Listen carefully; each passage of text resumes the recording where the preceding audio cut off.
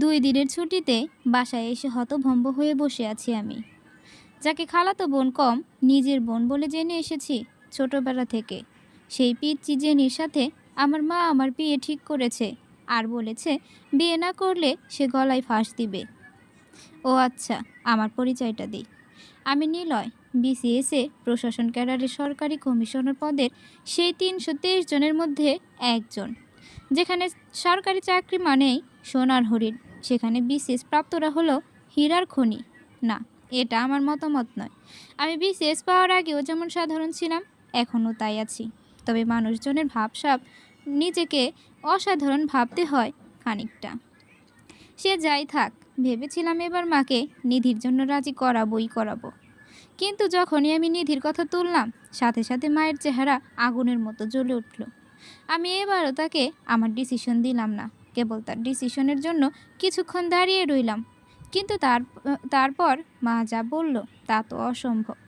আমার পিচ্চি খালাতো বোনকে আমি বিয়ে করব কি, সেটা নিয়ে আমার মায়ের মাথা ব্যথা নেই।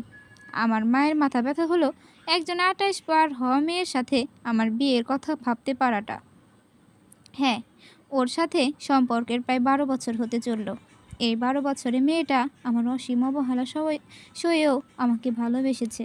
আমি রাতের পর রাত তাকে বলেছি আমি পড়া শেষ করে কল দিচ্ছি, থামো। তারপর আমি পড়তে পড়তেই ঘুমিয়েছি। সে তার মতন অপেক্ষায় থেকেছে আমার। এসব তো বলছি অনার্স শেষ করার পরের গল্প। তার আগেও এমন অনেক ঘটনা আছে যা এই মেয়েটা মুখ বুজে সয়ে গেছে। কেবল এতটুকু বিশ্বাস রেখে দিন শেষে আমি তার। সে বয়স বাড়িয়েছে আমার জন্য। তার বাবার শাসন, মায়ের রাগ, বিয়ের শখানেক সম্বন্ধ, বয়স পার হয়ে যাওয়ার দোহাই, কোনো সমস্যা দেখিয়ে সে আমাকে ধরে রাখতে চায়নি। বরং সব সময় আমি যেটা পারবো না বলেছি, সে বলেছে আমি জানি তুমি পারবে। মেয়েটা কিছু কারণে আমি উপেক্ষা করতেও পারিনি। বহুবার তার কথা ভেবে তাকে বলেছি তুমি বিয়ে করে নাও। তার সে এক কথা, বিয়ে করলে তোমাকেই করব। নয়তো এই কথাটা খানিকটা স্বস্তি দিত আমাকে। আজকাল সে আমার উপেক্ষা সহ্য করে, অবহেলা মেনে নেয়, যেতে চাইলে আটকায় না, কল না ধরলে আর পরে কল দেয় না। 12টা বছর অপেক্ষা করতে করতে মেয়েটার অপেক্ষা করার মতন কঠিন একটা রোগ হয়ে গেছে বোধহয়। আমি জানি মেয়েটা কষ্ট পায়, রাতভর কাঁদে। সমাজের সব কথা, বাড়ি থেকে বিয়ের চাপ, সবটা হাসি মুখে মেনে নিয়ে মেয়েটা খুব ক্লান্তি বোধ করে। মাঝে মাঝে আমাকে বলে নিলয় কিছু কথা ছিল। আমি জানি কি কথা, তবে মায়ের আপত্তির কথা বারবার তাকে শোনাতেও ভালো লাগে না আমার। প্রায় তাই প্রায় দিন তার কল অ্যাভয়েড করি। হঠাৎ একদিন কল করে বলি আর বলো না, খুব ব্যস্ত ছিলাম। কদিন তারপর সে নরমভাবেই বলে আমি জানি তো, বিসিএস ক্যাডারের অনেক রকমের ব্যস্ততা থাকে।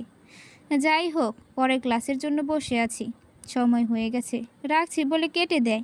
কথা বাড়ায় না আর সে।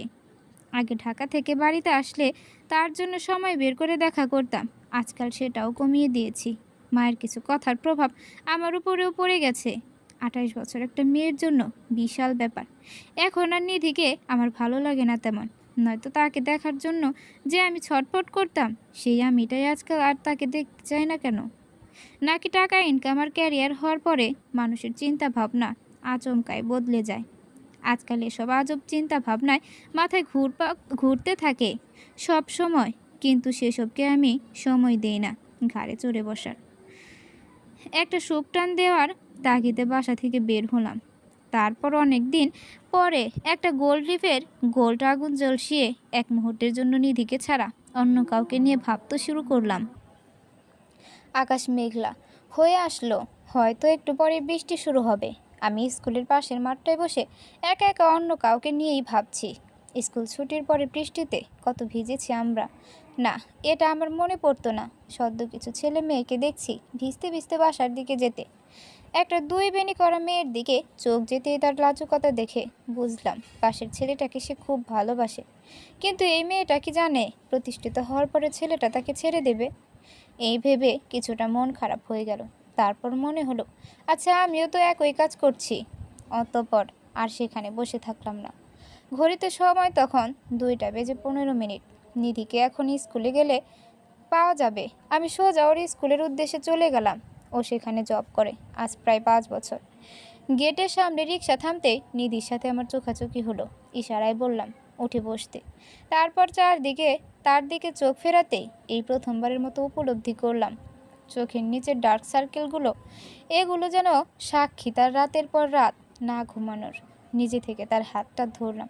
কেন যেন সেই প্রথমবার হাত ধরার অনুভবটাই চাউত্তর হলো। তারপর তার দিকে যতবার তাকালাম কেবল মনে হতে লাগলো এই মেয়েটাকেই তো একসময় খুব ভালোবাসতাম, এই জন্যই তো পাগলামো করতাম। তাহলে পাশাপাশি রিক্সায় বসেও আজ আমাদের এত দূরত্ব কেন? নিধি এখন আর আমার সাথে কথা বলে না। কথা বলা, দেখা করা, ফুসকার আবদার এসবের জন্য জেদ করে না কেন? রিক্সাটা নিধির বাড়ির সামনেই থামাতে বললাম। ও কিছুই বলল না, নেমে গেল। আমিই বললাম আজ সন্ধ্যায় রিক্সায় ঘুরবো, নীল শাড়িটা পরে রেডি থেকো, নিতে আসবো। ও এবার মুচকি হেসে বলল অপেক্ষা করব। তারপর বাড়ির ভিতর চলে গেল। আমি বাসায় এসে একটা ঘুম দিলাম, কারণ আপাতত মাথা কাজ করছে না, একটা ঘুম দরকার। প্রায় 7টা বাজে। তন্দ্রা ভাবটা কাটতেই আবারও ফোন বাজতে লাগলো। ফোন করে ধরে বললাম, বলো। এমন কেন করো নিলয়? কি করলাম? তোমার আসার কথা ছিল না? সরি, ঘুমাচ্ছিলাম। 10টা মিনিট, আসতেছি বলে কেটে দিলাম। তারপর নিধির দেওয়া খুব পছন্দের সাদা পাঞ্জাবিটা গায়ে দিলাম। ঘর থেকে বের হতেই মায়ের সামনে পড়লাম। তারপর মা বলল, ফকিরের বাচ্চা, এত কাপড় থাকতে তুই ওই মেয়ের দেওয়া পাঞ্জাবিটাই তোর গায়ে দেওয়া লাগবে কেন? তোর যাওয়া হবে না, তোর বাসায় মানুষ আসবে, একটু পরেই বের হোস না। টেবিলে প্লেট রাখতে রাখতে এসব বলল মা। আমি বললাম, বড় আপা আসবে নাকি? মা বলল, তোর খালারা আসবে, তোর তো ছুটি নাই, তাই আজকে রাতে বিয়ে সবটা করে নিতে চাই। আমি অবাক হলাম, তবে কিছু বললাম না। আবার রুমে এসে কিছুক্ষণ বসে থাকলাম। তারপর নিধিকে কল দিয়ে বললাম, অর্ণিকে নিয়ে বের হও, আর তোমার ভোটার আইডি কার্ডটা একটু দরকার আছে, নিয়ে এসো মনে করে। ও বিশেষ কিছু জানতে চাইলো না, বলল আচ্ছা। তারপর আমি এখন ওকে নিয়ে কাজী অফিসে বসে আছি। কাগজপাতি ঠিক হলেই আমরা বিয়ে করব। নিধির চোখে হীরের চেয়ে বেশি ঝলকানি। আজ যেন ওকে একটু বেশি সুন্দর লাগছে, একদম হুড়দের চেয়েও বেশি সুন্দরী। বিয়ে পাট চুকিয়ে আমি নিধিকে নিয়ে বাড়ি ফিরলাম। দরজায় দাঁড়াতেই সবাই আমাদের দেখে হতভম্ব। মা ওকে দেখেই যা নয় তাই বলা শুরু করে দিল। বড় আপা এগিয়ে এসে নিধিকে বাড়ির ভিতরে সোফায় নিয়ে বসালো। তারপর বলল, এতদিনে একটা কাজের কাজ করেছিস ভাই।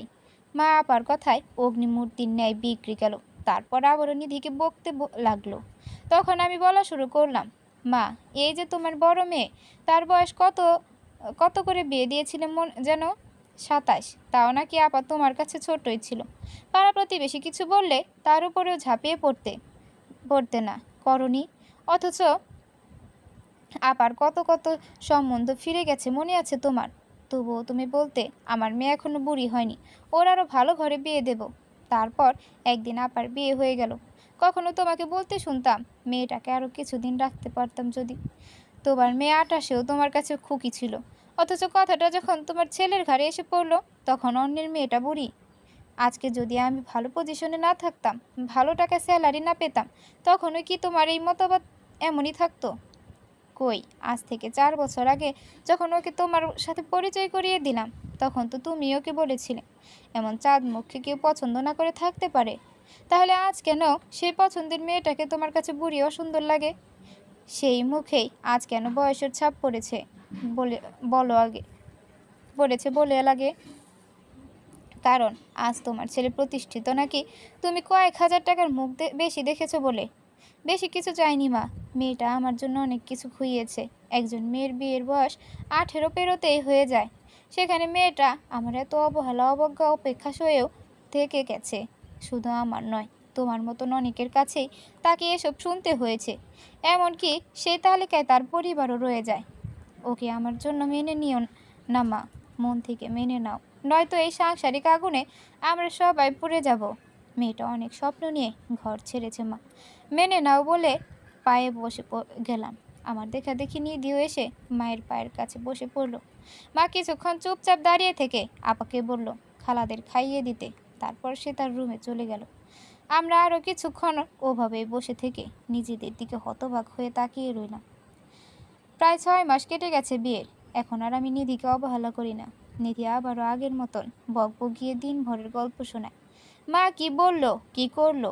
আমি প্রায়ই বলি ঢাকায় আসো, সংসার করি। তার এক কথা, আমার সংসার ফেলে যাওয়ার জো আছে। মা একটু 19-20 হলেই নিধিমা কই গেলি বলে বাড়ি মাথায় তুলে। তেল চুন পান সব কিছুতেই আমি। তাহলে বলো, এমন সংসার ছেড়ে কোথাও যাওয়া যায়? আমি কেবল হাসি আর ভাবি, এই মেয়েটাকে ঠকালে আমি যে নিজেই ঠকে যেতাম। এখন যখন বাড়ি যাই, মা আমার চেয়ে নিধিকেই নিয়েই বেশি মেতে থাকে।